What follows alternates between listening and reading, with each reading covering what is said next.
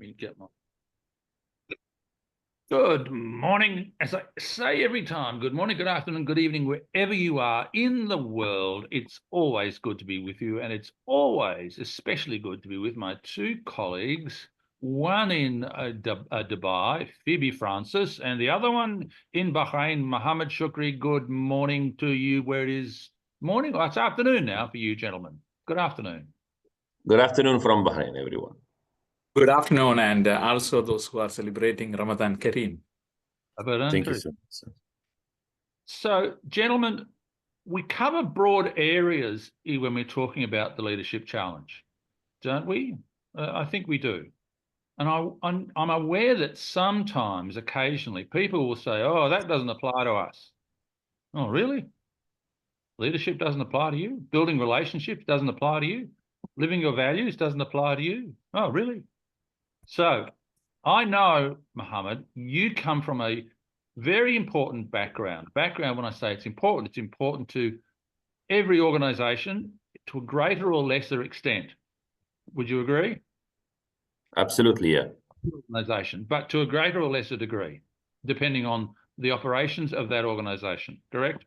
Yeah. Definitely, yeah. This is safety. You have a very strong background in safety, correct? I'd like to say that. Well, I just said it. I hope that I'm correct when I say these things. I'm not making this up. So, thank you. Let's explore what some people might think is dissonant or not that they don't go together, and that is leadership and health and safety. Right? Would you agree that some people don't think they go together? Yeah, definitely they go in line very well, actually. But some people might think, no, we've got to focus on safety. And my argument, because I've been talking to you, is that the stronger leadership that we have, aligned to and following the 5 practices, aligned to the leadership challenge, we're going to get better results and outcomes in the safety area. Do you agree with that little hypothesis? Absolutely. I'd like to give a metaphor to start with, to simplify things. We have the famous saying that we all have so many goals until we get sick. When we get sick, we have one goal. It's to get well, all right? Yeah. So usually being well and being healthy is an unseen privilege, all right? And taken for granted most of the time. Likewise, organizations, they have so many business goals, economic goals, growth, whatever, all right? Until something goes wrong. And that wrong, when an organization or its members are on the well-being, they experience a drawback, an accident, a major, when people are feeling unsafe, even potentially in that organization, then you cannot talk about production, you cannot talk about quality, you cannot talk about anything else. All the goals fade away once you discover, quote unquote, the organization and its members are in danger. And that's where leadership comes. How to bring that potential subtle danger into the forefront, okay? And take care of it as if you're taking care of every other goal, production, quality, profit, etc. So from that point of view, here where safety management really comes, and safety practitioner's job is to make that alignment. I hope that was a good opening for our leadership session today. Yeah, so I want you to paint a picture for us of bringing leadership and the requirements you just outlined in terms of safety together. How do you working? Now, just before you do, I could say, well, let's focus on these safety elements. We've got this and this and this and this. So just follow these rules, right? In simple terms. That's not the full answer, is it? Yes. You see, what we are doing here, and I hope also Phoebe helps me, what we are doing here is first of all, we need to debunk a very important myth we try to do in our organizations. That myth is this: safety belongs in the safety department. Safety belongs to the safety department. So we have one building and it has a manager, safety manager, and in that building also there are few safety engineers, advisors, whatever you call them. They will take care of safety. That's the biggest myth, and that's the catalyst for trouble to come. All the employees, they don't report to the safety department. They are not under their responsibility. Actually, every employee is the responsibility and accountability of his supervisor, superior, manager, etc. So potentially, basically, legally, all leaders, all managers in the organization are responsible for each individual's safety and well-being. This is, if we remove that line between where safety belongs, we are really successful. And leaders need to know that they are responsible for every individual legally, financially, and also morally. So I hope also Phoebe can help us the gravity of not taking care of safety on the economical side. Yeah, thank you, Mohammed. You highlighted some of the key aspects, and this is a story which was shared by one of my relative while working in a manufacturing organization. So he was saying that they had to move around large metal blocks as well as, and quite often people casually handle that. And there was an instance of people being hurt, bones broken. And what happened was there are some organizations which tried to hush it instead of taking action. And that is something which, again, sometimes the challenge is we have people who are not aware of the leadership practices, and they are, especially sometimes if they are in positions of authority, that is actually creating for example, I will not say that people are acting in that leadership space. They are actually doing a disservice in that space. And what happens is it hurt the employees. It may also be life-threatening. And in this case, it led to injury. So, what kind of leadership practices are we modeling in such spaces? And that is where we have to, one aspect of being in that leadership role is also being aware of what are the good and exemplary leadership practices. Now, whether I am, as well as my team, are they aware what needs to be done? So especially, I come from the service background also, in that space, we say that compliance is everyone's responsibility. But what are we doing in that space? And how can we create that awareness? Because if awareness is not there in the system, I mean, the organizational system, it is going to have impacts. And one more additional point is, it is also about the safety comes from the psychological safety. Another important aspect. How are we creating that psychological safety, especially in a power and hierarchy driven organization? So I just want to let us dwell more into that aspects of leadership behaviors. If I may, before Graham comes in, I'll just put the last block on the problem. We are just painting the problem. And in safety, it's easier for the manager or the owner of the area or the supervisor to blame the person injured for his injury rather than taking responsibility of what actually led to this injury, which so they don't take usually ownership. We just finger point. You got injured. What did you do wrong? Of course, he might have done something wrong, but in safety management and leadership, we really go back and to the root causes.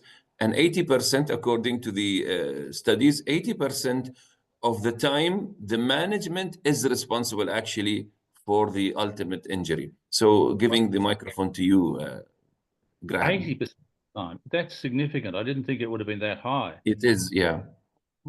But let me make an observation about what you've said. And in terms of the leader in the safety area, what sort of relationship should he have to get good results throughout the chain of command, if you like, the downward or cross referencing the other people? What you're talking about in safety and also in compliance, there are rules. Would you agree with that? Of course, yes. There are Yes. regulations, there are things that must be, right? Codes, etc. Yeah. These are non-negotiable. They are we must conform, mustn't we? So much of this, by definition, is driven by directiveness. That is, the health and safety manager, for instance, says, do this, don't do this, don't push that button, wear a hard hat, wear a vest, do this, right? That's the sort of thing that's being said in broad terms. Would you agree? Definitely, yes. We have to give instructions. It's part of the, part of the deal. Yeah. I'm not challenging that at all, but I'm saying that we can probably look at the way that that information is being conveyed and the way the person who is conveying that has let's use the favorite word, relationship with the people he's passing this information onto. So I'm going to suggest this. If the people to whom this person, whether he's the safety manager or the person in the line responsible, if he has a relationship with those he's conveying the information to where they trust him or her, is that going to likely have an impact on their behavior? Like every sector, actually, like every part of the operation or business or service, maintenance, etc. If the owner of the area has a good relationship with his team, whether it's safety or non-safety related, they will actually be more compliant and more committed to the instructions given by the person they have relationship with. So that's totally true, yes. How is this? This again reinforces the importance of leadership, doesn't it? Because it does, yeah. The manager, whoever, can have a list of things that people must do or must not do. And they sign at the bottom, this is what you must or must not do. These are the regulations. These are the rules, right? Do this. But all they've done is read the document. Maybe they've attended a workshop or have seen a slideshow or something, and they've signed and said, yes, I will do this. But if we then have a problem, how are they going to talk about whether they were committed to doing what they were asked to do or not? Whereas, and I'm really supporting you in your discussion about this, Mohamed, whereas the leader, at whatever level that he or she is at, that's helping people understand the reason and the importance for these regulations, when there is trust, when the team members have or others have trust with this person who has credibility when he's talking about the importance of wearing a hard hat, and I'm using a very simple example, they will believe in him, want to do what he's wanting them to do. Am I hitting the nail on? Yeah, of course. So that's clearly to be trustworthy, according even to Jim Kouz's research. Trustworthiness equals being honest in the qualities of a leader. And if you model the way, and in addition to that, you model the way, you have the full deal with you.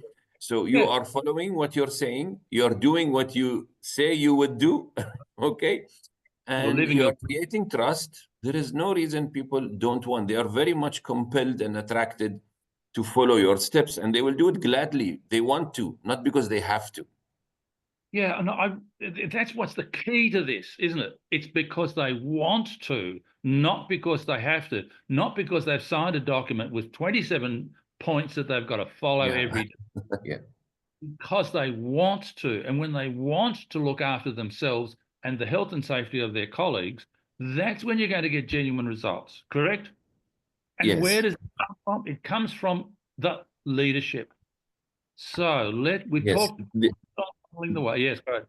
Yes. The other thing is, if we move to inspire a shared vision, the problem with safety is also that if you don't follow those rules, you might get hurt, okay? And getting hurt is not certain. It might be remote. It's like, we have been doing this for the past 10 years, nothing went wrong, all right?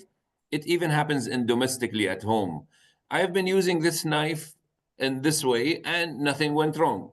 So this bias, this is a wrong mental bias that if it didn't happen until now, it doesn't mean it will not happen anytime. So, however, what is the reward? The reward is if I do it in a shorter way, unsafe way, I will finish my duty earlier. I will finish more tasks in less time. That is, immediate gratification. So how can we compete as leaders with immediate gratification that the employee is thinking of 24/7? They want to finish the duty easier, faster, and make things, the path of least resistance. This is the major challenge we face in safety. So where does leadership challenge come and how does it help? We need to bring the remote consequences to bring them very close. We need to make the uncertain certain. If you think you won't get hurt, let me show you that it is really possible to you. So the way you communicate, it's also mentioned in the book when you inspire a shared vision, how you communicate with your constituents, co-workers, is very key in bringing the visions together. You want to go home. You're doing this so that you can go home and enjoy the time with your family and well-being, and on the long run that you are the breadwinner, etc., for your self lifestyle. So okay, let's talk about that. Let's talk that this is also my vision as your leader. So the second practice, which is inspire a shared vision, is very powerful if we use it in making the distant consequence very prominent and very close to the people we are instructing and giving orders. I think I may have, some years ago, when I was doing the leadership challenge for senior executives of a small company in Abu Dhabi, which ships oil around the world. It's not a small company. And we might all, those of us who live in the area, know the company I'm talking about. And the gentleman who was head of safety for the shipping division, department, company in the group, when we worked on Inspire a Shared Vision, the vision that he wrote, and I can't remember the words fully, but among the words that he wrote was that his vision as the head of safety for the shipping organization was that every crew member would always go home safely to their family after completing the work that they are required to do. That was his vision, that everyone would go home safely. Now, I would say this, if I was in that department, or if I was in that organization and he was looking after the safety of the organization, and I knew that that was his vision, would I buy into wanting to fulfill that for him and help him? You bet. Yeah, of course. I could be the third mate of the shipping crew. I don't know whether they have third mates, but I could be at a lower level of the organization, or I could be working in the engine room. And when I heard this, I would think, wow, if he has got that vision, I want to be part of that vision so that I go home safely to my family at the end of every job that we've done. I found that vision very appropriate for what he was doing. So, Fiby. Yeah, I just want to add, it is also similar in service sector also, like, for example, how can we protect the assets of our clients? How can we ensure that there is no breach? And how can, like as an employee, how can we be taking precautions with regard to our own passwords, our own access restrictions? And quite often it is that inspired vision of, what care, which is something which is important, what, how and why I do care as an employee, and all that become part of the leadership, and what is the shared vision as a leader I am sharing. And another aspect which just come to my mind is the story of two airlines which fall down from the sky a few years back. And we know that one of the challenge was related to the safety, and we had records stating that the test pilots informed there are some glitches which should be rectified before the product should be launched. Yes, they had a shared vision, but again, in this case, what happened was lack of listening. And again, modeling the way as leaders, how did they model the way? Imagine that if they had listened to this concern, Yeah. and Well, not push to launch the product, and it might have saved a number of people. And again, as Mohammed mentioned, litigations, ethical practices were all compromised in that organization at that stage. I come back to my point when we talk about modeling the way, where the relationship that the leader builds up will overcome the very point that you're making, that people will want to communicate, hopefully, and they will want to talk about the things that are occurring there. Whilst we're still on Inspire a Shared Vision, one of the things we talk about in that area is understanding your purpose. What's your purpose? That's very much related to a vision and where we're going. So if I was running a program for departments who are critically involved in safety, I'd be asking the participants, so what's your purpose? What's your purpose? What's the work for you? What's your purpose? Do you understand your purpose? And when you have people drilling that down and thinking about what they're doing, for example, working on an oil rig or working in a highly dangerous area, what's your purpose? Well, my purpose is to get the oil out of the ground. That's my purpose. That's part of what I do as part of the team. Okay, so if you really understand your purpose, how much of the safety of what's going on is important to your purpose? Oh, yeah, right, it is too. So these things we can keep linking back in to leadership and the leadership challenge. If we're going to go through all the 5 practices, and why not? What about the next one, which is challenge the process? All right. No. Well, we can't challenge the process. Mohammed. Yeah, rules are rules. Rules. Especially in safety. The good news is that in safety management and leadership, we also have a tool and a program. Actually, it's called risk assessment. Okay, and we have risk assessment, of course, financial risk assessment, organizational risk assessment. And part of that is the safety risk, hazard risk assessment. All right. The risk assessment actually stipulates, okay, pun intended, that the employees are included in the risk assessment process. Yes, it's a management responsibility, but when you go to an area or a machine or any, there is a scope for risk assessment. Like we are assessing the risks of running this vehicle or running this operation. So they have to go through the process, but it says that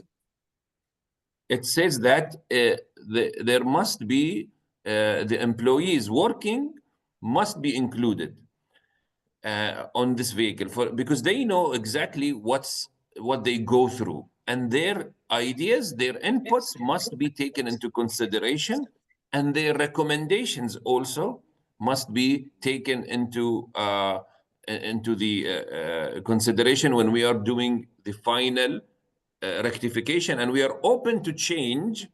This is the good part. We are open to change how rules should be modified, reviewed, and it has to be actually periodically. We have to revisit and change the rules based on the hazards and what makes the employee and the organization safer. So yes, employees, when you include them and you have a relationship with them and you take their opinion and you're a good communicator with them, of course, we can challenge the process always to the betterment and the well-being of The little everyone. point interject in what you've just said.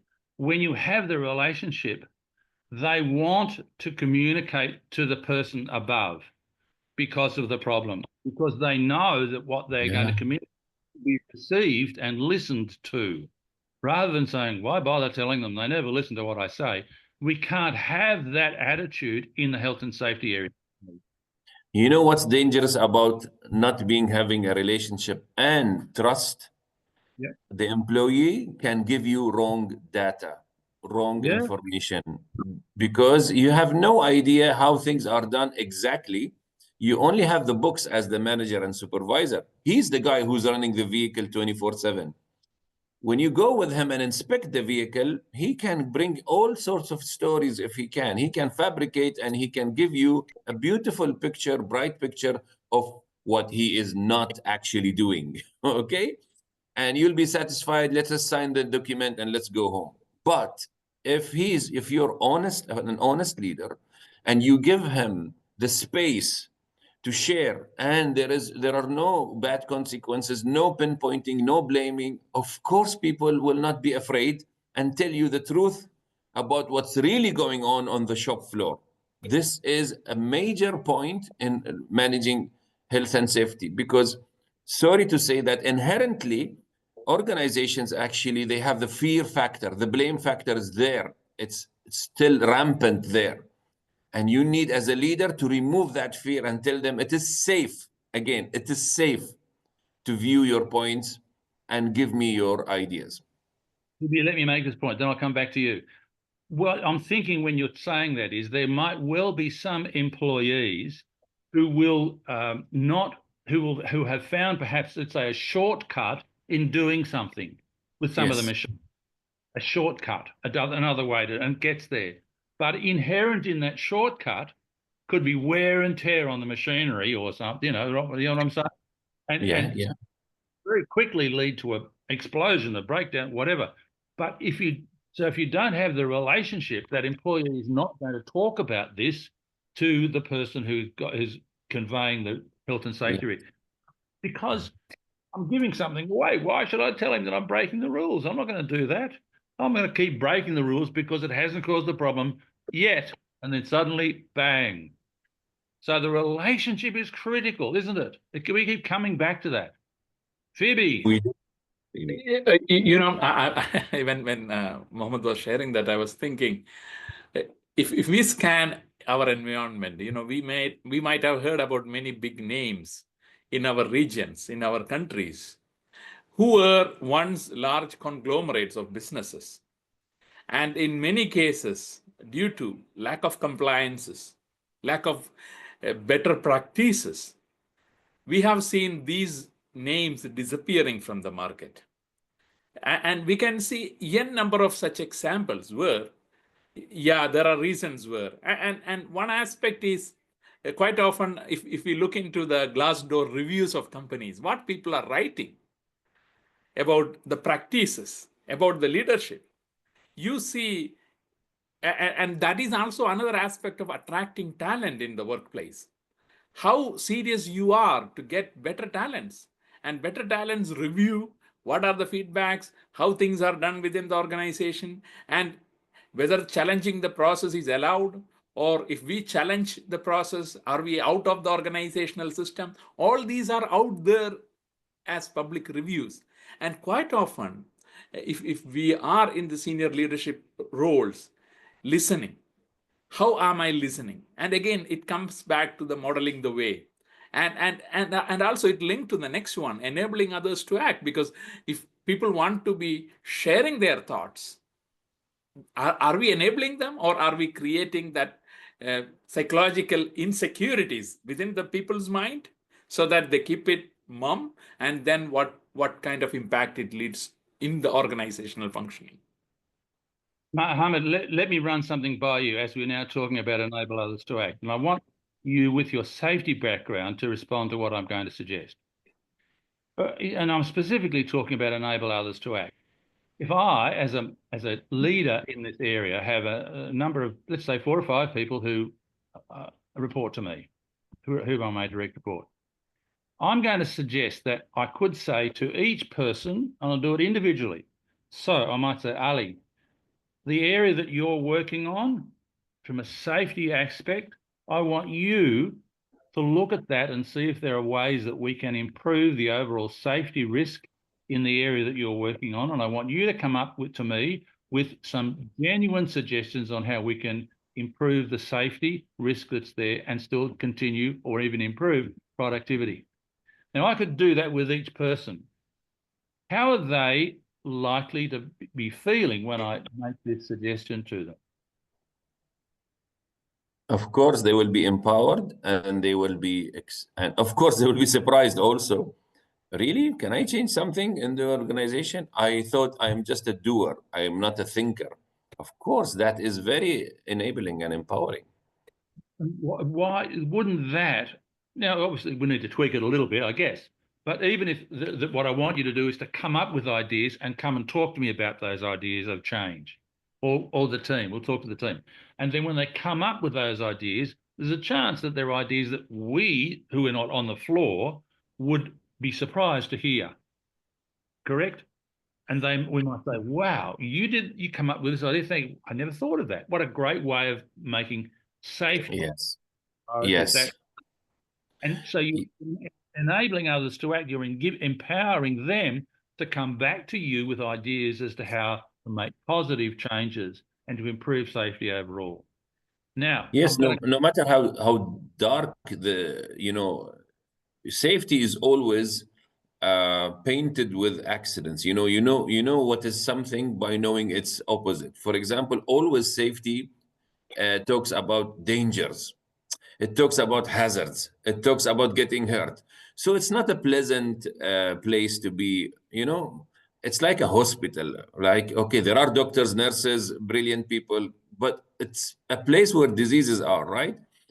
However, when you talk about enabling, there are very beautiful scenarios and there are beautiful cases, real leaders out there actually going the extra mile and uh, exercising leadership as it should be in every aspect. They give equal weight to health and safety as they do to production, quality, and profit, because as leaders, they understand that the people, taking care of people is your main asset actually, and the success of organization comes taking care of people, every part of them, not just their intelligence in running the quality, but also how well they are. And actually, as we said before, if they are not well, all of the intelligence, quality, and profit goes away. So let me move quickly now to the final of our practices, which we talk about all the time, and we say we should, and that is encourage the heart. I'm going to put this little hypothetical up. We often see in organizations, and manufacturing and construction and so on, X number of days accident-free, right? You're aware of this statistic in various organizations. Yeah. I put a slightly different spin on that, and I don't know how often this happens, but I look at those numbers when I'm going past a building and see what's thinking, yeah, this is really good. I wonder how much the employees who are involved in achieving that, firstly, how much recognition they are given by achieving that outcome. But I'm going to go a little bit deeper in this now and say, if over the last 12 months, there's only 2 accidents which have required hospitalization or medical treatment, right? 2.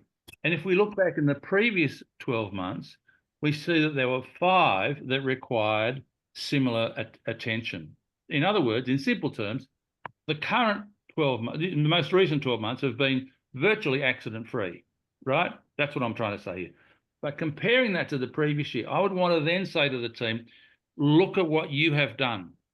There are 2 people this year who were injured and had needed medical attention. Last year, there were 5. So you have saved anxiety and upset and concern for 3 families, because the number this year is only 2. Last year it was 5. And if 5 people are injured, 5 workers are injured, not only is that worker being impacted, but their families are being impacted as well. because dad or husband or whatever, or uncle, has been injured in the workplace for whatever cause, not pointing the blame, but whatever cause.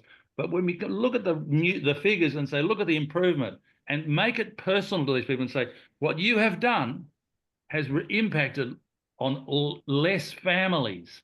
They have not been worried. That's three families, whoever they are, but they haven't had to worry and be concerned about their loved one who was injured. And we want no families ever to feel the anxiety, the concern, the upset because their husband, wife, partner, etc., has been injured when they come to. Yes. Yes, that's really beautiful. When you said numbers, allow me, and I'll take your permission, gentlemen. Maybe I talked more because this is my background. My MBA actually is based on a project I've done, and the simple title is A Safe Shortcut to Safety Culture. Yes, there is a safe shortcut, actually. And by a safe, no shortcuts are safe, actually. All shortcuts are not safe in health and safety terms, but in leadership. If you use leadership and run the culture properly, you actually have a safe shortcut to managing health and safety. So numbers are very important in that project. People really see the numbers, and the numbers don't lie, we say, right? So when they see the numbers, they are immediately seeing, in other words, their performance. But also the case is the numbers of the results or the consequences or the losses are just part of the picture. The other part is the numbers of how well are you doing while in the process of safety.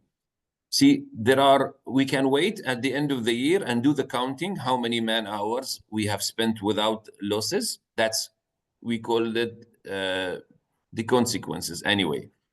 But also we can daily measure daily, how safe do you work? Can we do that? There are actually some tools in the health and safety management that could do that. But in that part, surprisingly, before I even know what is a leadership challenge, we actually used enabling, especially enabling, we used it very strongly, and we used encourage the heart. We would give an employee open space to tell us what exactly are the shortcuts that he's doing, even when we are not there. After we built a trust, built a relationship, there is a process in that project. Then behind closed doors, and nobody's watching, no records are there, no names are mentioned. Just tell me, what are the types of shortcuts that happen in your department? And they would give me a list. And then I go to another department, etc. And then we decide, we agree together, mutually, we agree that, okay, can we do it safely? Can we do some, measurement? And we did measurement. And after every progress, without waiting for an accident to happen, compliance versus non-compliance, compliance versus non-compliance, we can actually measure that. We can monitor if they are putting on the Google or they are not putting the Google. They are wearing the glove or they are not wearing the glove. Can we agree on that, guys? They said, yes, we can agree on that. And then we did the measurement. And every week we would show them their compliance versus non-compliance, not waiting for an accident, all right? And we give them the average. And it looks like a graph. And everybody sits back, the team, and looks at the numbers. The numbers don't lie. I didn't create this data. It didn't come from the safety department. You gave me the data. I just calculated it. Really? Did we do that? We need to beat our record. Next week, subconsciously, they are moved into better compliance by adding the pluses versus the minuses. Okay, I'm just explaining my MBA in a nutshell. Sorry to do that, all right? And guess what? They are rewarded by immediate numbers. This is when you said the numbers, I had to bring this in. And they see, okay, we have done 70% this week. We can do, guys, 75. They started helping each other, supporting each other. And the snowball kept rolling, and the culture was growing. And then it was not important whether pluses or minuses. They were innovating, challenging the process, finding creative ways to make their place safe, better than us even, okay? And they challenged the process, and whenever we allowed them to do that. So we enabled them, and when we finish, we celebrate, by the way. That's encouraging the heart. And we gave them the microphone, we give them the floor. It is not us who did it, it's you who did it. Today, after 14 years of the project, I still see that department doing very well. I still see that. So there is a shortcut that goes a long way, and it's called leadership. And it's called leadership. I wish I knew the 5 practices back then, but now I see them very practical and powerful tool for every leader in safety. Maybe we should do a special webinar about that, maybe. I just think that this needs to go much further to organisations, particularly in the health and safety area. And you, my good friend, can be telling the world how they can reduce their safety issues by safety leadership, because of your significant expertise in the leadership, in the safety area and in the leadership area, particularly with the leadership challenge. But, you know, every time there's an accident, and I'm bringing this back to the comment I made earlier, every time there's an accident, every time someone is injured, a family is affected. Right? Yes. That's, even if it's a cut hand, even if it's a broken arm, whatever, the family will feel anxious and anxiety. It's on love for that person because of what has happened in the workplace. I know we say this from time to time, so we could talk on and on about this, but I hope that we have uncovered some rich information and not only data, but also some ideas as to how people can improve not only safety, but questions of compliance. And, you know, in organizations where the rules, so-called, need to be followed, we could call this in the financial area, in the health area, in the legal area, that these things apply. But the leadership challenge and the importance of leadership is not diminished in any way at all. In fact, it is even more important. Gentlemen, I thank you very much. I really hope that this conversation has others thinking about how they can improve safety in their life. Mohamed, thank you so much for your contribution, as always, to this particularly. And we haven't heard quite as much from our wise Fiby Francis, but we will be doing that next week. Gentlemen, thank you very much. Have a great Thank you. Before closing, you know, as Mohammed mentioned, you know, how can we encourage the heart, create that psychologically safe environment? And not only that, please subscribe, bring in your thoughts, reach out to us, and spread the word of the Leadership Challenge. Thank you very much, gentlemen. Thank you.